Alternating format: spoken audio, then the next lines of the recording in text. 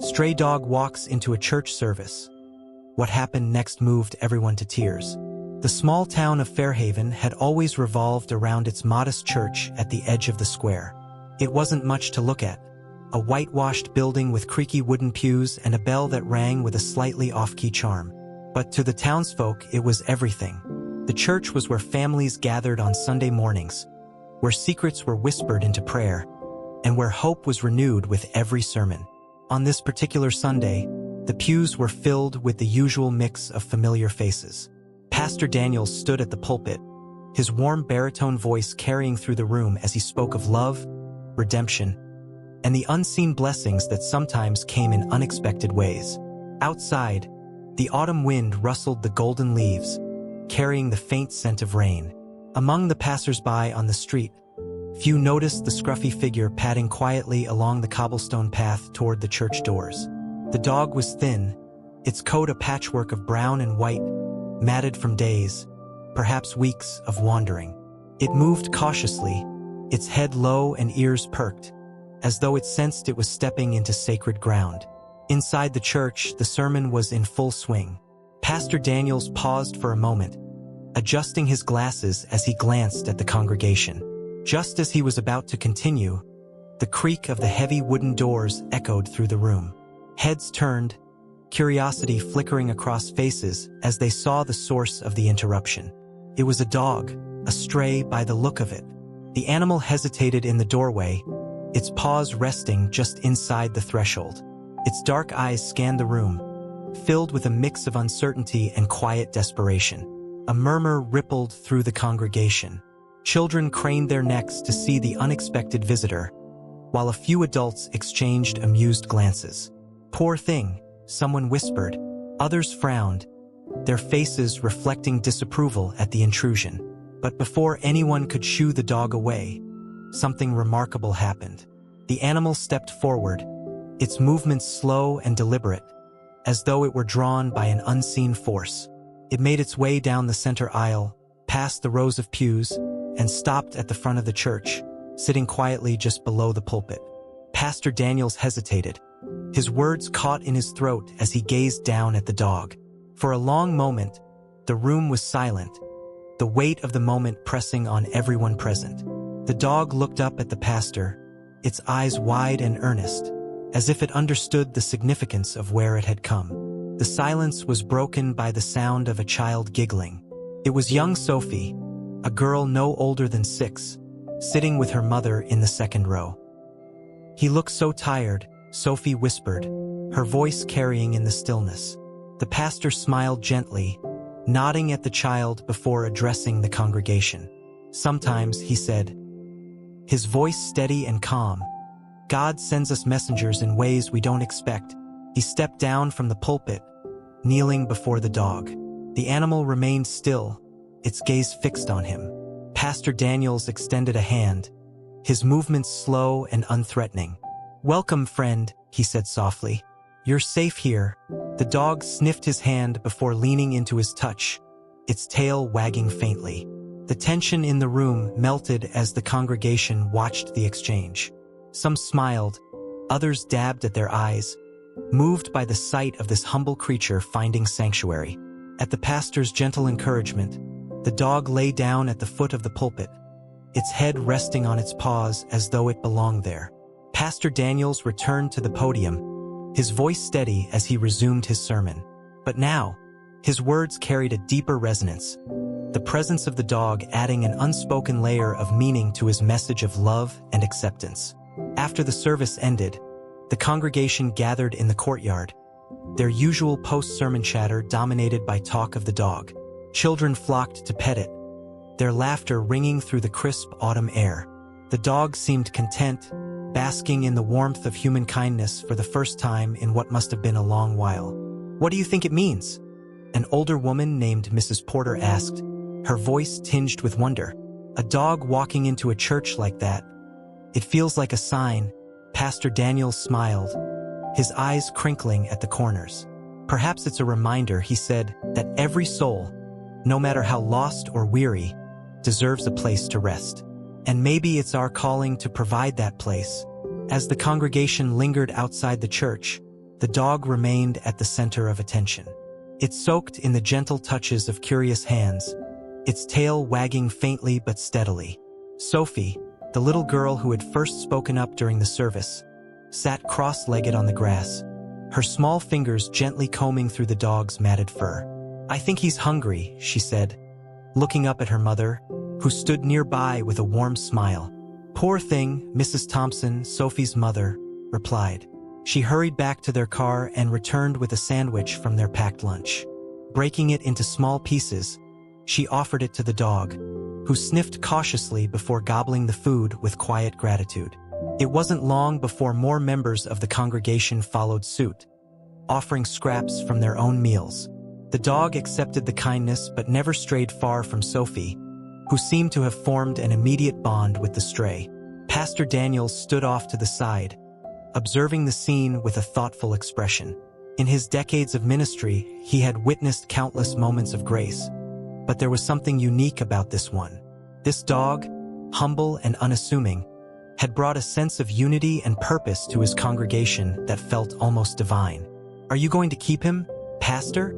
asked Mr. Wallace, a retired schoolteacher with a gruff demeanor but a soft heart. The question caught him off guard.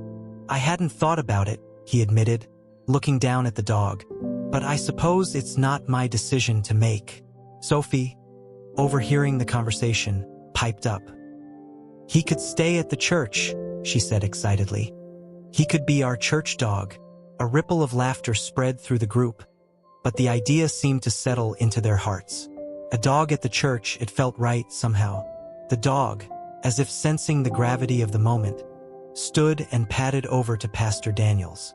It nudged his hand with its nose, looking up at him with eyes that spoke of trust and hope. The pastor knelt again, scratching behind the dog's ears. "Well," he said with a chuckle, "it seems you've made your decision." And just like that, the dog became a part of the church. The weeks that followed were transformative, not just for the dog but for the entire congregation. The stray, now affectionately named Grace by Sophie, quickly settled into her new role. She became a fixture at Sunday services, lying peacefully by the pulpit as Pastor Daniels delivered his sermons. During community events, she wandered among the attendees, her presence a source of comfort and joy. But Grace's impact went far beyond her gentle demeanor. People who had drifted away from the church began returning, drawn by the story of the stray who had walked in seeking sanctuary. Visitors from neighboring towns came to see her, their curiosity often turning into something deeper as they stayed to hear Pastor Daniel's message. "She's not just a dog," Mrs. Porter said one Sunday, watching Grace nuzzle a child who had been shy about joining the Sunday school group. "She's a blessing." As Grace thrived, the mystery of her past lingered in the minds of the congregation. Who had she belonged to? What had brought her to their little church that day? Pastor Daniels often found himself wondering, but he chose not to dwell on the unknown. Sometimes, he told Sophie one afternoon, "We don't need all the answers to appreciate a miracle." Still, fate seemed to have other plans. One crisp winter morning, as the congregation gathered for a charity event, a stranger appeared at the church's gate. He was a young man, his face weathered and his clothes well worn, as though life had been difficult for him. His eyes scanned the crowd before landing on Grace, who sat near the entrance. The man's breath hitched as he took a step closer. "Daisy," he whispered, his voice trembling. Grace's ears perked up at the sound. She stood, her tail wagging cautiously, and then broke into a sprint toward the man. The congregation watched in stunned silence as the dog leaped into his arms, her excitement undeniable. The man knelt on the churchyard grass, his arms wrapped tightly around Grace. Daisy, as he had called her. Tears streaked his face as he held her, his whispered words inaudible to the onlookers but filled with a palpable sense of relief and longing. Grace responded with enthusiasm, licking his face and wagging her tail so hard that her entire body seemed to sway. The congregation stood frozen, the air thick with emotion. Sophie tugged at her mother's sleeve. "Who is he?" she asked softly, her wide eyes fixed on the man and the dog. Pastor Daniels stepped forward, his expression a mixture of curiosity and compassion. "Excuse me, sir," he said gently. "I'm Pastor Daniels. It seems you and Grace, Daisy, know each other." The man looked up, his eyes red but filled with gratitude. "I'm sorry," he said, his voice raw. "I didn't mean to interrupt. I've been searching for her for months. She's my dog. My Daisy," the congregation murmured, the revelation stirring a mix of joy and apprehension. Mrs. Porter, always quick to speak her mind, stepped forward. "What happened?" she asked. "Why was she wandering alone?" The man hesitated, his gaze dropping to the ground. He took a deep breath, his hands still resting on Grace's fur. "My name is Luke," he began. "Daisy is my best friend. We've been through everything together. I lost my home a year ago, and she's been my only family ever since." He paused, his voice trembling. "We were staying in an abandoned building when there was a fire. Spread so fast, I barely made it out. I thought Daisy was behind me, but when I turned back, she was gone. I looked everywhere for her, for weeks, but I thought I'd lost her forever." Grace whined softly, nudging Luke's hand with her nose. The congregation's apprehension melted into empathy as they listened. Tears glistened in the eyes of several members, and Sophie clutched her mother's hand tightly, her lip trembling. "You've been looking for her all this time?" Pastor Daniels asked, his voice gentle. Luke nodded. "Everywhere. I came to this town hoping for work, but I never thought I'd find her here." The pastor smiled, his heart full. "Sometimes, life brings us to exactly where we need to be." Luke's story spread quickly through the congregation, and their initial reservations dissolved into a shared sense of purpose.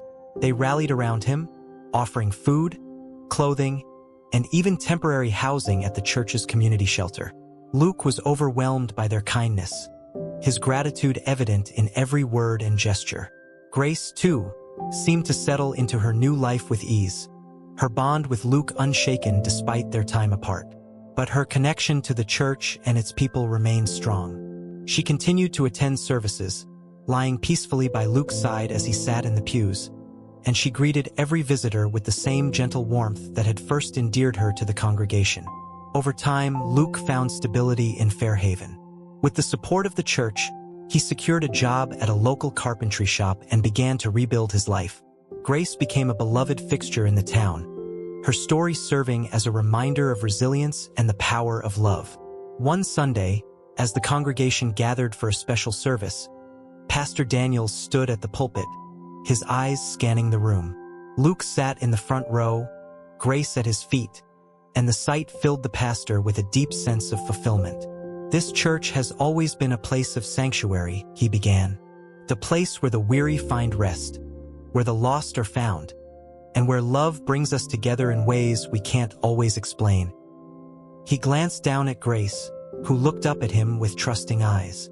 "When this dog walked into our church, she reminded us of what it means to open our hearts. And today, as we see her reunited with Luke, we are reminded that love has a way of finding its way back home." The congregation erupted into applause, their joy and unity palpable. Sophie, who sat beside her mother, turned to Luke and asked, "Can Daisy still come to church sometimes?" Luke chuckled, his eyes softening. "She wouldn't have it any other way."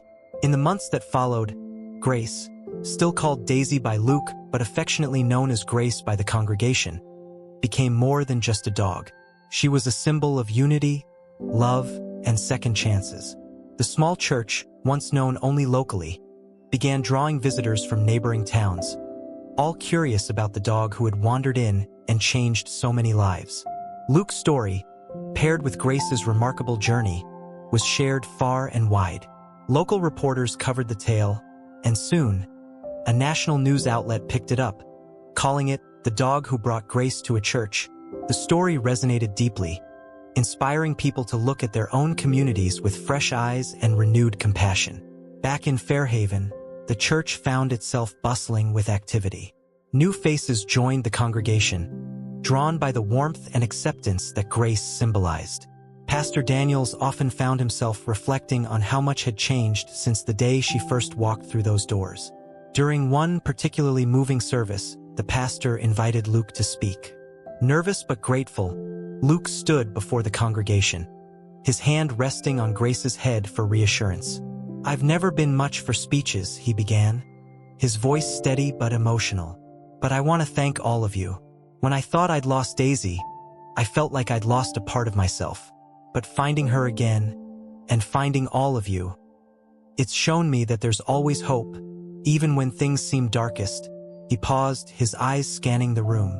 "You welcomed me, a stranger, with open arms. You showed me kindness when I had nothing to give in return. And because of that, I've started to believe in myself again. I'll never be able to repay what you've given me, but I promise to pay it forward, to be the kind of person Daisy always believed I could be." The congregation erupted into applause, many dabbing at their eyes as Luke sat down, visibly relieved but smiling. Grace's presence continued to inspire. Sophie, who had bonded with Grace from the very first day, spearheaded a fundraiser at her school to support local animal shelters. "Every dog deserves a home like Daisy found," she said during her presentation, her words heartfelt and wise beyond her years. The fundraiser was a massive success, raising enough money to support several shelters in the surrounding areas. Meanwhile, Luke found his footing in the community, becoming an integral part of the church's outreach programs. He and Grace worked together to bring joy to nursing homes, schools, and even hospitals. Their visits became a highlight for many, with Grace's calm demeanor and wagging tail brightening the lives of everyone she met. One crisp autumn morning, a year after Grace's first visit to the church, Pastor Daniels announced a special service to commemorate the anniversary. The pews were packed, the air buzzing with anticipation. As the service began, Grace trotted down the aisle, wearing a small wreath of flowers around her neck. She stopped at the front, sitting proudly beside Luke. "This past year has been a testament to the power of love," Pastor Daniels began, his voice steady but emotional. "Love that walks through our doors unannounced. Love that reminds us to open our hearts. And love that shows us what it means to be truly human." He gestured toward Grace, who wagged her tail. "This dog, who came to us in need, brought us together. She reminded us of our shared humanity, our capacity for kindness, and the grace that resides in each of us." After the service, the congregation gathered outside in the cool autumn air, sharing stories, laughter, and hope. Luke stood with Sophie and her family, watching as Grace mingled effortlessly with the crowd.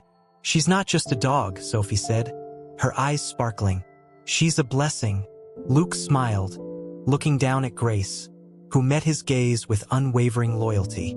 "She's my blessing," he said softly, "and I'll spend the rest of my life being hers." As the sun set over Fairhaven, casting the church in golden light, Grace lay contentedly by Luke's feet. The bell rang out, its slightly off-key tone echoing through the quiet town, a reminder of the imperfect beauty in life. Grace had found her way to the church in search of sanctuary, but what she had brought was far greater. A reminder that grace is not something we find. It's something we give and share, unconditionally. And in that little church, surrounded by love, Grace's story became a timeless testament to the power of second chances, community, and the enduring bond between humans and the animals who walk into their lives when they need them most. As the months turned into years, the story of Grace and Luke became woven into the fabric of Fairhaven's identity. The little church at the edge of the square wasn't just a place of worship anymore. It was a symbol of hope and transformation. Visitors continued to flock to the church, drawn by the tale of the stray dog who had walked in and changed so many lives. Grace, now a little older but just as vibrant, remained at the heart of it all. She attended every service, her presence a calming force that brought smiles to everyone she met. Children adored her, seniors found comfort in her quiet companionship, and newcomers were welcomed by her gentle demeanor. It was as though Grace had become the spirit of the church itself, a living embodiment of its message of love and acceptance. Luke, too, had flourished. With the church's support, he had gone from struggling to thriving, eventually opening a small carpentry shop in town. His work was meticulous and heartfelt, and his customers often said that his pieces carried a sense of peace and purpose that was hard to describe. "Daisy's the reason I found my way back," Luke often said, using her original name when he spoke of her. "She saved me as much as I saved her. Maybe more." He became a mentor to others in the community, particularly those who had fallen on hard times. His story of resilience and Grace's unwavering loyalty inspired many to see their own challenges in a new light. "If a dog like Daisy can find her way back to me," he'd tell them, "there's hope for all of us." Sophie, the little girl who had first bonded with Grace, grew up alongside her. She often volunteered at the church's outreach programs, organizing events to support local shelters and animal rescues. Her connection to Grace shaped her dreams, and by the time she was a teenager, she had decided she wanted to become a veterinarian. One day, as Sophie sat with Grace under the shade of an old oak tree in the churchyard, she stroked the dog's soft fur and whispered, "You've changed so many lives, you know that? Including mine." Grace responded with a slow wag of her tail, her eyes full of the quiet wisdom that had made her so beloved. As the years passed, the church organized an annual event called Grace Day, dedicated to celebrating acts of kindness and compassion inspired by her story. People from all over the region attended, bringing their own rescue animals and sharing stories of hope and redemption. On one particular Grace Day, Luke stood at the front of the congregation with Grace by his side. His voice was strong and steady as he addressed the crowd. "This dog walked into this church years ago, looking for shelter," he began. "What she found was love, and what she gave back was something far greater. Grace isn't just her name, it's her legacy. It's what she's taught us all, that no matter how lost or broken we feel, there's always a way to find our way back to the light." The crowd erupted into applause, many wiping away tears as Grace wagged her tail, her ears perking up at the sound of the cheers. When Grace passed peacefully in her sleep years later, the entire town mourned her loss. The church held a special service in her honor, and the pews were filled with people whose lives she had touched. Luke sat in the front row, his hands clasped tightly as he listened to Pastor Daniel speak.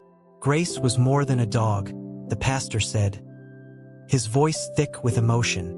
"She was a reminder of what it means to love without conditions, to give without expecting anything in return. Her spirit will live on in this church, in this town, and in all of us." After the service, the congregation gathered in the courtyard, sharing stories and memories of Grace.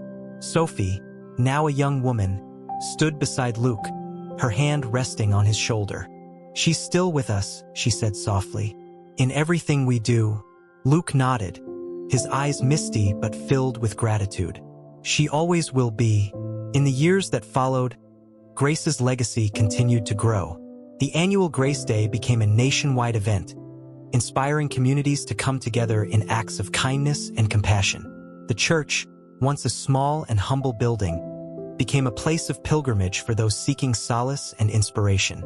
And in Fairhaven, under the shade of the old oak tree, a small plaque was placed in Grace's honor. It read, "In loving memory of Grace, who taught us the true meaning of love, hope, and second chances." As the wind rustled through the leaves and the church bell rang out its familiar tune, it was clear that Grace's spirit would forever be a part of the town she had called home. As the years turned into decades, Grace's story became a cornerstone of Fairhaven's identity. The small church evolved into more than just a place of worship. It became a symbol of second chances, a beacon for anyone searching for hope. Travelers from across the country visited Fairhaven, drawn by the tale of the stray dog who walked into a church and changed countless lives. The churchyard, where Grace often lay beneath the old oak tree, became a place of reflection. Families would bring flowers and mementos, sharing quiet moments under the plaque that commemorated her. It wasn't unusual to see children sitting beneath the tree, their parents recounting the story of Grace and the day she arrived at the church, unannounced but undeniably guided by something greater. Luke, now a respected elder in the community, often found himself at the churchyard, his hands running gently over the plaque as he remembered the dog who had saved him in every way possible. His carpentry shop had grown into a thriving business, and he had dedicated a portion of his earnings to animal shelters and community outreach programs, all in Grace's name. On the 10th anniversary of Grace's passing, the town of Fairhaven came together for a particularly special Grace Day. The event had grown into a week-long celebration of kindness, featuring parades, charity drives, and adoption events for rescue animals. The church was at the center of it all, its doors open to anyone seeking connection or inspiration. This year, Sophie, now a veterinarian who had fulfilled her childhood dream, was the keynote speaker. Standing at the pulpit where Pastor Daniels once delivered his sermons, she addressed a crowd that filled the church to capacity. When Grace walked into this church, she didn't just find a home, Sophie began. Her voice steady but filled with emotion. She found a purpose, and in doing so, she gave us one too. Her legacy isn't just about the lives she touched. It's about the lives we continue to touch because of her. She paused, looking out at the faces of her community. I wouldn't be standing here today if it weren't for Grace.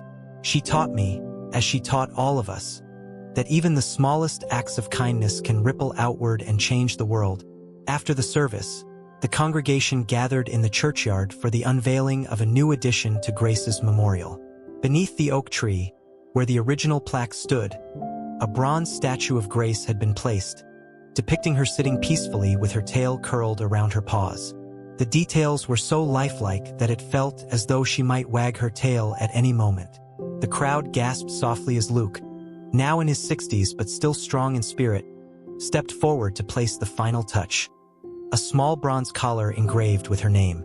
His hands trembled as he secured it around the statue's neck, but his heart swelled with pride and love. "This is for you, Daisy," he said quietly, using her original name. "You'll always be with us." The dedication was followed by a moment of silence, the entire town standing together in quiet reverence.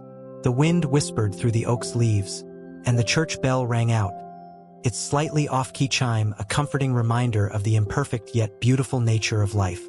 In that moment, it felt as though Grace's spirit was there, watching over the town she had brought together. As the years continued to pass, Grace's story became immortalized in books, songs, and even a documentary that chronicled her incredible journey. The little church in Fairhaven became known as Grace's Sanctuary, and its message spread far and wide. No matter how lost or broken one might feel, there is always a place to find love and acceptance. And in the hearts of those who knew her story, Grace lived on. A reminder that sometimes the most profound lessons come from the quietest, most unexpected places.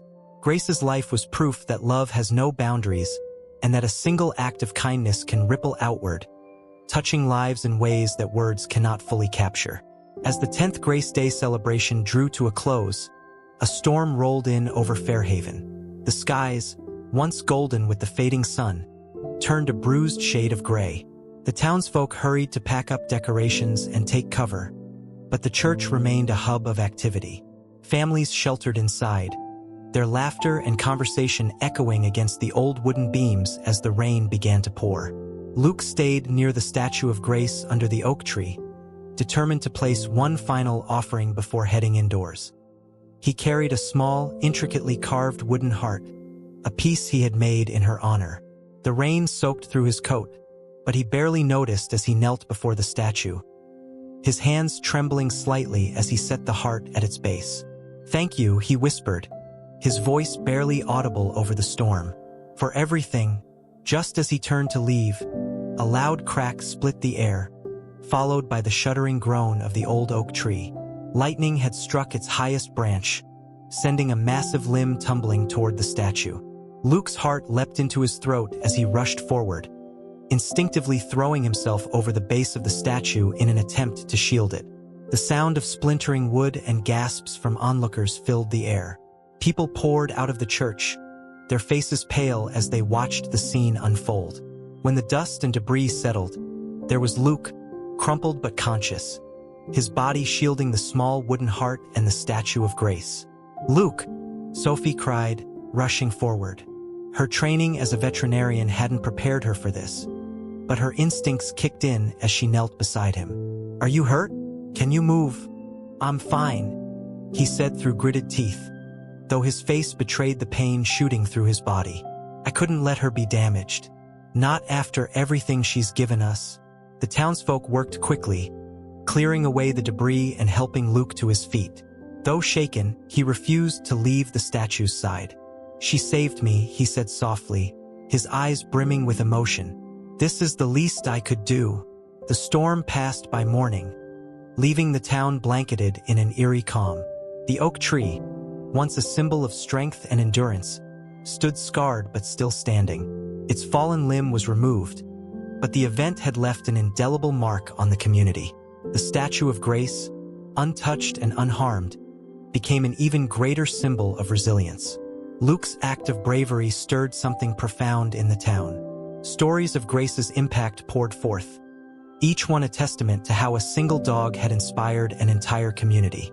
The churchyard became a gathering place, not just for reflection but for action. People came together to organize more shelters, provide aid to struggling families, and find new ways to carry Grace's legacy forward. That Sunday, as Luke stood before the congregation to share his account of the storm, his voice cracked with emotion. "Grace walked into our lives when we needed her most," he said.